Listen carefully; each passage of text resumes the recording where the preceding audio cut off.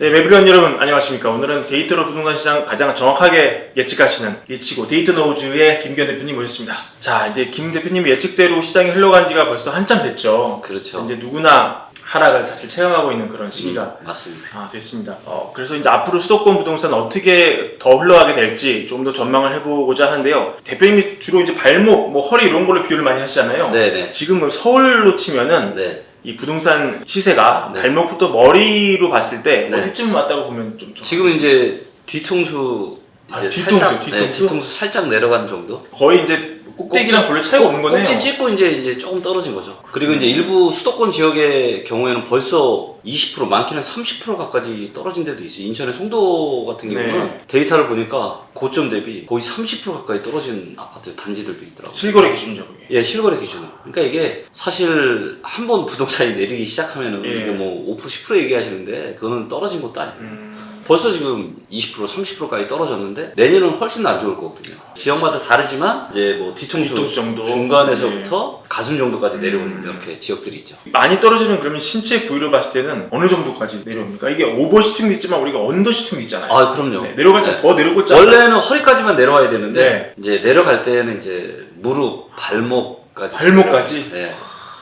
그리고 그때가 네. 10년에 한 번 있을까 말까 절호의 또 매수 그렇죠. 기회가 되는 거죠. 네. 그 지역마다 좀 사정이 다르기 때문에 정확하게 딱 말할 수는 없겠지만은 허리, 펀더멘탈상 바닥, 네. 발목, 정말 이제 대바닥 이런 거면은 지금 시세 대비 몇 프로 더 떨어져야지 보는 건가요? 지금 이제 데이터로 봤을 때 소득 대비한 저평가 인덱스나 통화량 대비한 이런 고평가의 정도를 보면은 현재의 부동산 시장은 한 40에서 50% 정도 고평가되어 있어요. 본질적인 가치 대비해서.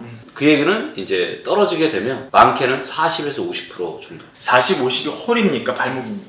당연히 이제 발목 정도. 발목이죠. 네. 허리 정도로 만약에 멈춘다면 이 정도? 20에서 30% 정도. 네. 보수적으로 봐야지 이제 그만큼 떨어지는 거네요. 맞습니다. 이미 벌써 뭐 몇 달 사이에 그렇게 떨어진 지역들도 네, 꽤 좀 그렇죠. 있고요. 네. 그러면 최저점을 찍는 시기는 서울 기준으로 이것도 뭐 구마다 사정이 너무 달라가지고 맞습니다. 일률적으로 말씀드리기가 좀 애매합니다만 네. 대략적으로 평균적으로 봤을 때 서울 기준으로 최저점은 언제쯤 찍는 걸로 내다보시는지요? 아파트가 이제 급락을 했던 시기는 두 번이 있거든요. 그래서 IMF 때 크게 이제 떨어졌던 그런 시기가 있었고, 그 다음에 금융위기 터져나서 급락을 했다가 다시 또 회복을 했다가 그리고 쭉 한 몇 년을 빠지는 이런 패턴을 보여줬었거든요. 살짝 회복을 한 시기가 있었군요. 그럼요. 금융위기가 굉장히 심각해지니까 또 전 세계적으로 유동성을 또 엄청나게 풀었잖아요. 유동성을 풀다 보니까 2009년 초중반부터 다시 주식시장이 올라갔잖아요. 맞아요. 그래서 주식시장이 한 1년에서 1년 반 가까이 올라갔었고, 그 시기에 부동산 시장도 다시 좀 좋아졌어요. 그래서 내려왔다가 조금 올라갔다가 그 다음 대세하락. 그래서 주식으로 따지면 쌍봉을 만들고 떨어졌었거든요. 금융위기 때는. 그래서 오랫동안 이렇게 계속 쭉 지루하게 빠지는 패턴이 나올지 급락하는 패턴이 나올지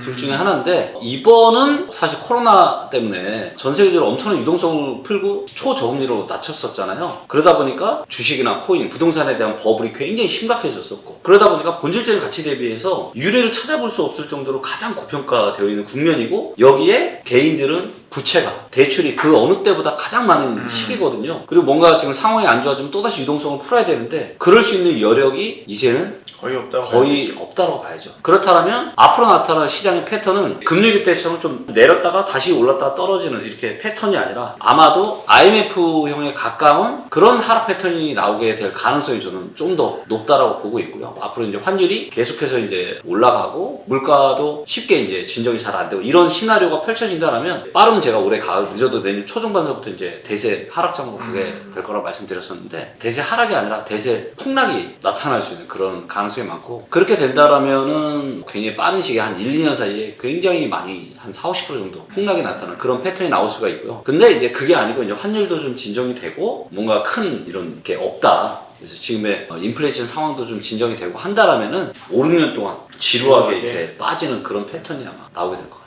지금도 사실 통계적으로나 심리적으로 봤을 때 하락 국면인 것은 누구도 부인을 못할 것 같은데, 지금 상황과 이 대세 하락장은 뭐가 좀 다릅니까? 아직은 하락이라고 볼 수는 없어요. 그래요? 그러니까 뭐냐면 지금도 이제 일부 분들이 그런 얘기 하시잖아요. 8월 전세대는 뭐 이후에 다시 또 네, 좋아질 거다.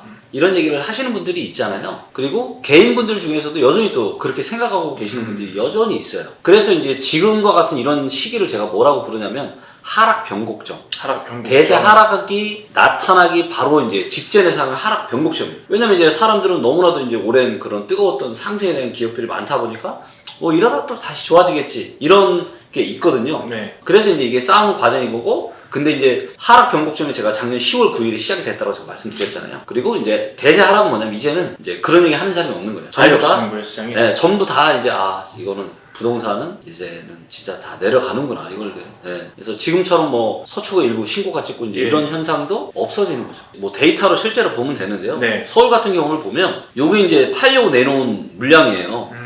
근데 보시는 것처럼 어떻죠? 파란색 선이 계속 올라가고 있죠. 네, 저 파란색 선이 의미하는 매물입니다. 매물이. 네, 부동산을 아파트 팔려고 내놓은 사람들. 근데 막대 그래프는 거래량이거든요. 보시는 것처럼 거래는 아예 없고 팔려고 해도 안 팔리는 거예요, 지금. 정말 안 팔리죠. 그렇죠? 네. 이 밸런스 붕괴가 엄청나네요. 엄청난 거죠. 그리고 이게 이제 왜 이런 현상이 나타났냐면, 제가 이제 거래량 데이터를 가지고 말씀을 좀 드릴게요. 부동산을 투자라고 생각을 안 하시는데요. 부동산 내 집 마련도 투자 맞습니다. 네. 내 인생에서 가장 비싼 투자예요. 그렇기 때문에 정말로 잘 해야 되는 거고요. 모든 투자는 내가 산 가격보다 더 비싸게 사줄 수 있는 누군가가 많아야 됩니다. 누군가가 없으면 대세는 끝난 겁니다. 근데 이제 항상 꼭지 부분에 이렇게 엄청난 거래량이 터져요. 2006년 말에도 터졌었고요. 그다음 2020년 보시면 19년 말부터 20년 초, 그리고 코로나는 임대차 3법 때는 또 엄청나게 이런 영끌 거래량이 계속 터진 거죠. 이때 유동성도 많았고 다들 투자에 미쳐 있었고, 네. 금리도 너무 낮았잖아요. 그래서 있는 거 없는 거 싹 다 끌어다 이때 다 산 겁니다. 고점에. 자, 그러면 고점에 2030 세대가 영끌까지 샀어요. 그러면 더 이상 살 수 있는 사람이 있어요, 없어요? 미래 수요까지 땡겨서 산 거죠. 맞습니다. 사람들이. 예, 그러니까 이게 코로나랑 임대차 3법이 없었으면 이렇게까지는 안 됐을 건데, 그 두 가지 이유 때문에 가격이 원래는 이렇게 올랐어야 되는데 이렇게 올라가게 된 거고, 거래량까지 사람들이 너무 무서운 거죠. 지금이라도 내 집을 못 사면 영원히 내가 이러다가 진짜 벼락거지 될 것 같은 그런 두려움에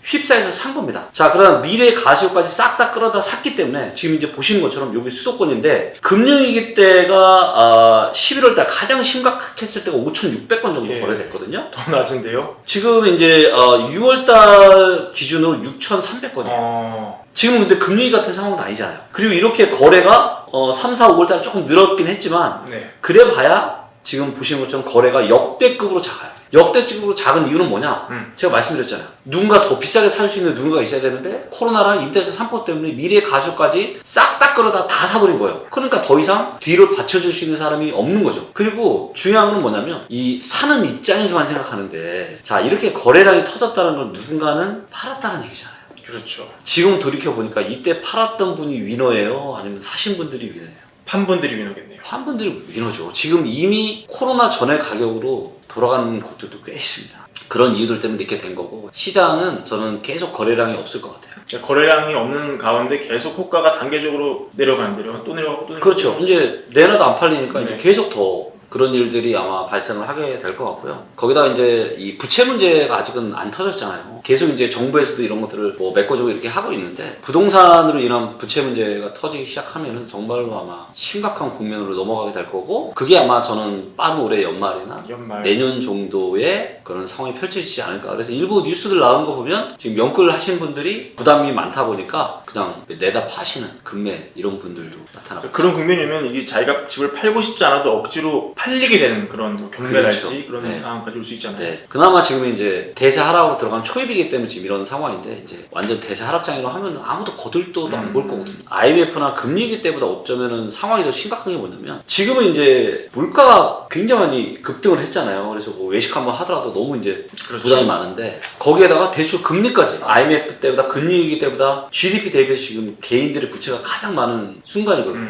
그러니까 이제 이자 부담은 계속 커지죠. 물가 때문에 후중이 사정 계속 안 좋아지죠. 그러니까 누가 집을 살 수 있겠어요? 아무도 못 네. 사죠. 이런 각도에서 인천은 이미 뭐 대세 하락장에 이미 들어갔다 이런 얘기도 나오던데요. 인천은 이미 대세 하락장으로 진짜 들어갔죠. 인천을 보시면 21년도에 가장 뜨거웠던 부동산 시장이 어디였냐면 인천이었어요. 네. 네, 근데 마지막 불꽃을 태우고. 그렇죠. 근데 이제 한국 부동산 데이터 기준으로 인천이 2022년 5월달부터 매매가와 전세가가 이제 대세하락으로 들어가기 시작했고요. 좀 더 빠른 이제 한국 부동산 지수 데이터를 보면 얘가 이제 실거래가 위주거든요. 예. 그래서 요즘 같은 시기 이 데이터를 보는 게 맞는데 이 데이터를 보니까 22년 1월달부터 올 초부터 이제 하락장. 그래서 보시면 밑으로 완전 이렇게 떨어지는 거 보이시죠? 예. 이게 어떤 의미입니까? 이 밑으로 떨어진다는 건 이제 전세가가 많이 떨어지는 거예요. 아. 왼쪽으로 가면 매매가가 떨어지는 거고. 보시는 것처럼 인천의 연수구 같은 경우가 매매가보다 전세가가 더 많이 지금 하락을 하고 있죠. 연수구면 송도가 있는 그 맞습니다. 곳이네요. 예. 그 다음에 이제 서구도 보시는 것처럼. 예. 그래서 지금 이제 밑으로 굉장히 급락을 많이 하고 있어요. 네. 이거를 제가 시계를 좀 올해 초 정도로 바꿔볼게요. 네. 보니까 어때요? 전부 다 예, 왼쪽으로 지금 빠지고 있고 지금 제일 많이 빠진 데가 어디냐면 인천에서 가장 좋다라는 송도가 있는데 연수구가 네. 가장 많이 하락하고 있습니다.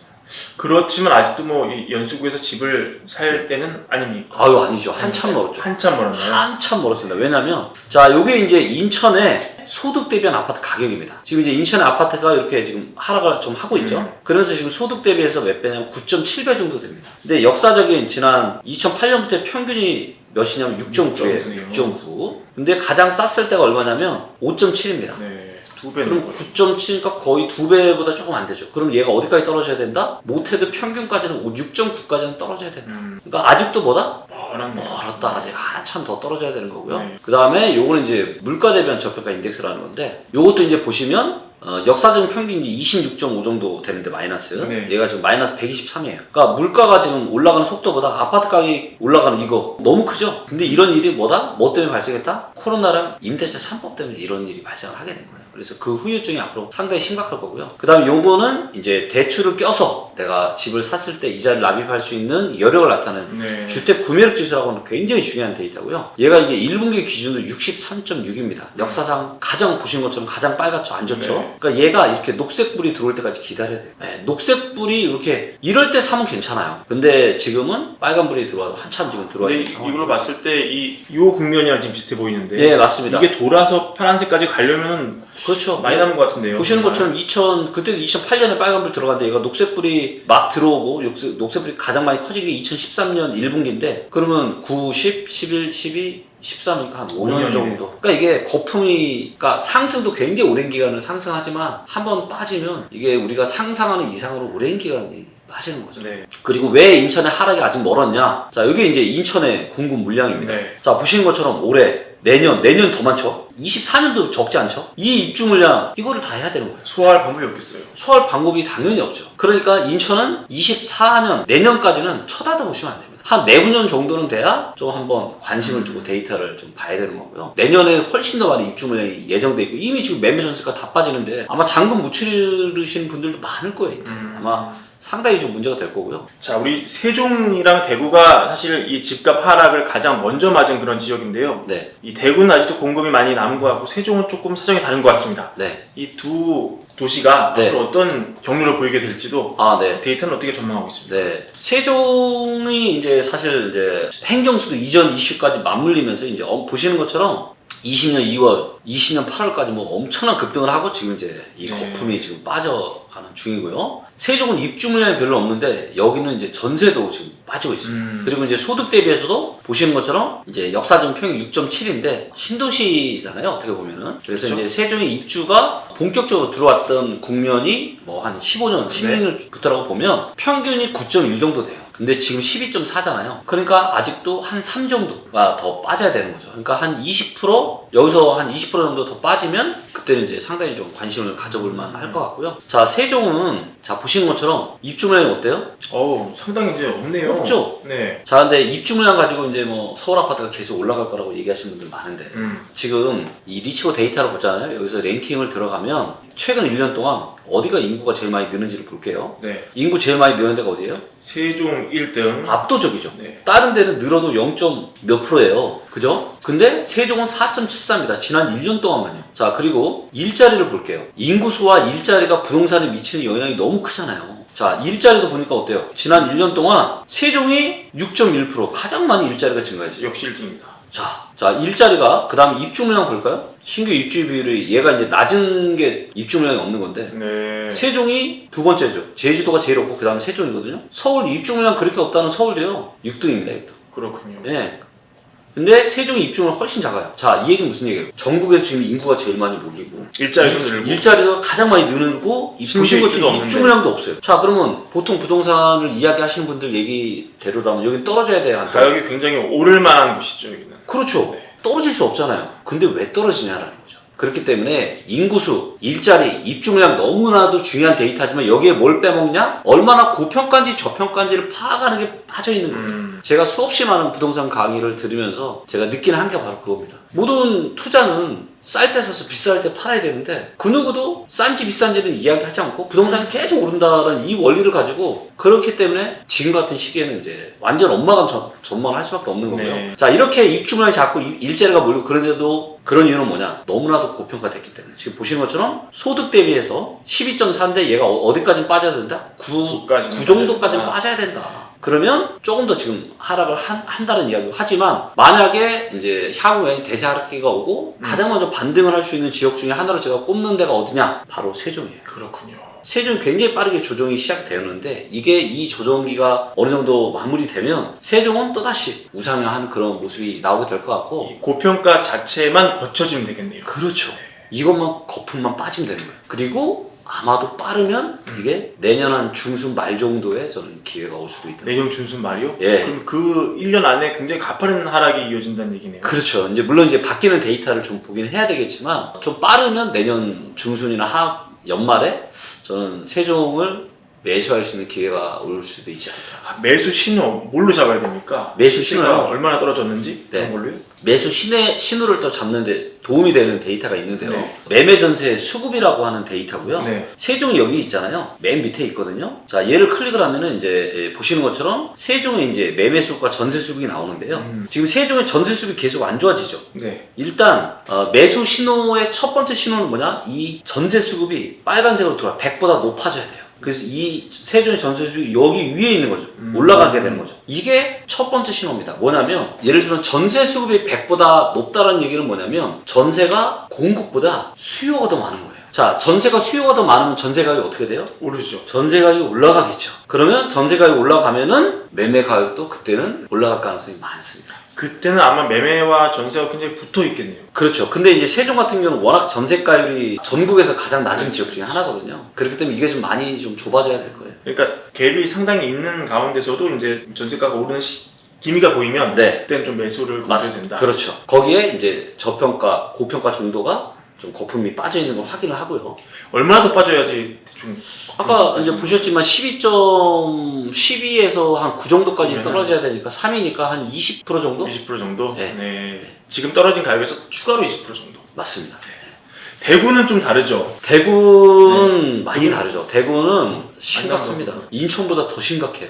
그러니까 제가 예전부터 말씀드렸잖아요. 전국에서 가장 심각한 데가 인천과 대구다. 그리고 대구는 훨씬 더 안 좋다. 자, 이제 보시면 대구의 이제 소득 대비한 평균이 지금 5.7 정도 됩니다. 네. 5.7. 근데 이제 지금 좀 떨어져서 7.6이에요. 예. 그러면은 지금도 한 2 정도 더 떨어져야 되는 거거든요. 그래야 평균입니다. 예. 근데 아시겠지만 평균보다 더 밑으로 떨어질 수도 있죠. 가장 낮았을 때가 4예요. 4. 4까지도 떨어졌습니다. 그럼 7.6이니까 거의 반이네요. 네, 그렇죠. 그래서 일단은 거품이 굉장히 많이 빠져야 되고 보신 것처럼 주택 구매력 지수도 너무 안 좋죠. 지금 올해의 대구의 입주 물량인데요. 내년에 어떻죠? 뭐 그냥 갑자기 역대 최고 같은데요. 네, 역대 최고죠. 역대 최고. 왜 이렇게 많이? 내년에만 이제 거의 35,000세대. 그리고 내후년도 올해보다 더 많은 한 14,000세대 가까이. 내년이 훨씬 더 심각하고 아마 내년은 진짜 대구 부동산 관련해서 상당히 안 좋은 뉴스들이 많이 나오게 될 것 같아요. 그래서 대구도 상당히 좀 심각할 수밖에 없는. 대구는 한 몇 년 동안 쳐다보지 말아야 될까? 아마도 본다라면은 내후년 정도에나 좀 한번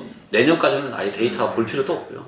계속 안 좋을 게 뻔하게 내후년 정도는 돼야 좀 관심을 가져볼까. 그 안에는 얼마가 떨어지더라도 일단은 보류하는 게 좋겠네요. 실거주라도 맞습니다. 보류하는 게 그럼요. 좋겠네요. 그러니까 이게 많은 분들이 이제 착각을 하는 게 뭐냐면 예를 들면 신고가를 20억 찍었어요. 근데 얘가 한 16억, 17억 되잖아요. 싸 보여요. 싸 보이잖아요. 네. 이게 문제라는 거죠. 싸 보일 수 있지만 역사적인 평균, 고평가, 저평가 대비해서 얼마나 싼지 비싼지를 파악을 하는 게 중요한 거지. 내가 하는 가격에서 조금 야 이거 떨어졌네?